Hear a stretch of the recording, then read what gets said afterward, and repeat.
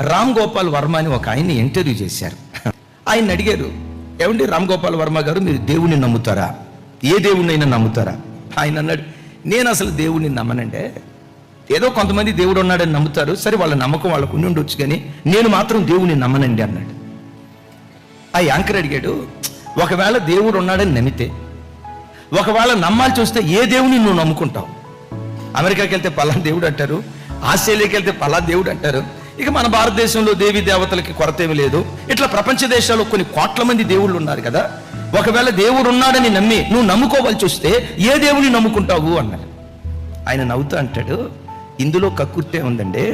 ఒకవేళ దేవుణ్ణి నేను నమ్మాల్సి వస్తే supreme God, most powerful God ఎవరో ఆయన్నే నేను నమ్ముతాను అన్నాడు. తూతు మంత్రపు దేవుళ్ళని నమ్మను, ఏదో దేవుళ్ళుగా చలామణి అవుతున్న వ్యక్తులను నేను నమ్మను. ఒకవేళ దేవుని నేను నమ్మాల్సి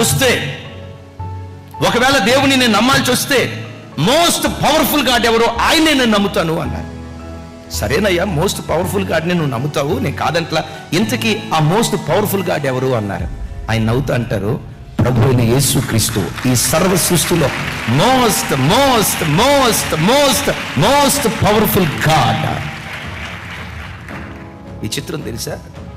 ఇది ఒక రామ్ గోపాల్ వర్మకు మాత్రమే తెలిసిన సత్యం కాదు, భారతదేశంలో ప్రతి మతస్థుడికి ఈ సత్యం తెలుసు.